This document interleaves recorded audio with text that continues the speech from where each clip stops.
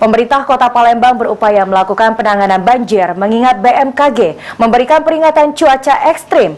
Warga juga dihimbau untuk menjaga lingkungan, terutama saluran air, agar tidak terjadi banjir.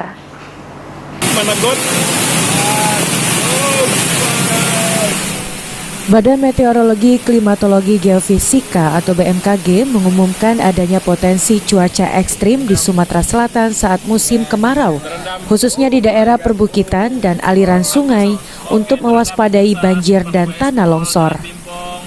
BMKG Sumatera Selatan mencatat, cuaca ekstrim yang terjadi saat musim kemarau berupa hujan deras akibat meningkatnya kadar uap air di atmosfer, sehingga potensi terjadinya hujan terus berlangsung. Hujan deras yang mengguyur Palembang beberapa hari terakhir berdampak pada banjir di sejumlah wilayah.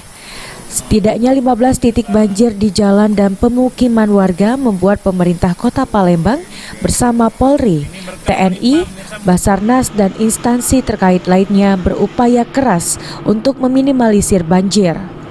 Wali Kota Palembang Haji Harnojoyo mengajak masyarakat untuk menjaga lingkungan masing-masing, terutama saluran air, agar aliran air tidak tersumbat saat curah hujan tinggi turun. Sebagaimana kita ketahui bahwa di bulan Oktober ini curah hujan di Kota Palembang ini melebihi dari normal, dari ekstrim. Ini menurut prediksi dari BMKG ya. Dan tentu ini harus kita antisipasi.